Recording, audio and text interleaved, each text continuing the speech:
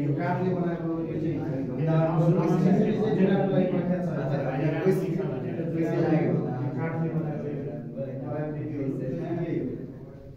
डाइनोसोरस sir माथितिर जाउँ न त अब यसो माथितिर नि यो पनि म एकचोटि क्याप्चर गरेँ यो पालाको रेडियो छ यहाँ के यो प्रेम रमाउली हुने बाजा गाजा यहाँ यो काठको सरी के गर्यो बाँसको जराबाट बनाएको कलाकृति उनीहरूको सक्नुहुन्छ यो त बजाइदियो सना कि नर्सिङमा बनायो यो युद्धको त यो भइहाल्यो यो पनि काठकै रहेछ यो कलाकृति हामीले दिन सक्छौँ यता पनि मलाई नमस्कार गरे अहिले चाहिँ अनि यो चाहिँ गोही यो के चाहिँ यो चाहिँ के हो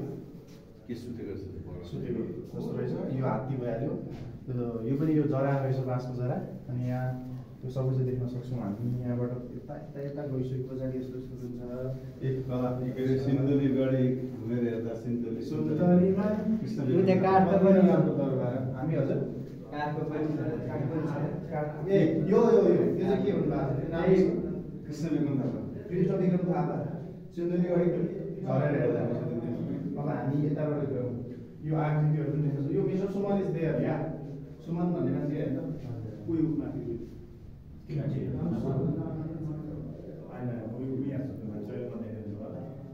यो कलाकृतिहरू यो चाहिँ के किनेर ल्याएर राख्नु भएको के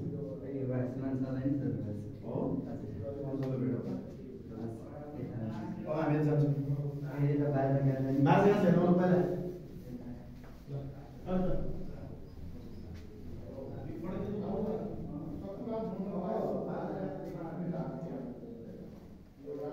डङ्गा बाँधा घावाली